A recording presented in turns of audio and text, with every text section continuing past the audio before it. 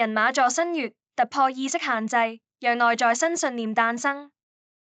明天早上，太陽、月亮、金星及水星將會合在人馬座的位置，帶來一場對未來充滿展望的新月，以強大的火元素力量推動我們的內在重新整合，為未來的突破播下種子。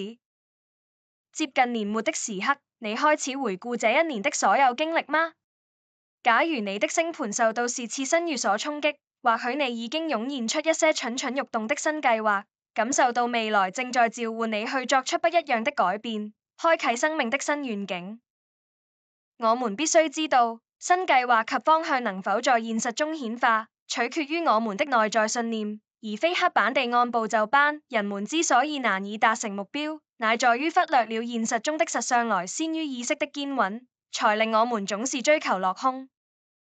是次新月圖強調的不在於我們如何作出實際行動，而在於我們如何拋棄舊有的習性，突破信念的設限。這時尤其適合寫下自己的新願景，同時也寫下舊有啲模式與責任，幫助我們去整理內在矛盾的部分。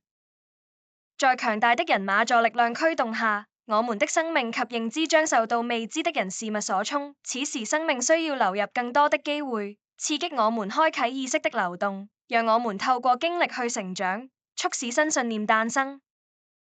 然而，因新月受到土星及海王星所壓制，令我們在前進時或許會感到迷茫與壓力。當我們想要不顧一切的邁向人生新方向時，由過去延伸至今的責任、舊有的思維慣性，都似乎在拉着我們後腿，令人在拋開舊有的制限時充滿拉扯與糾結。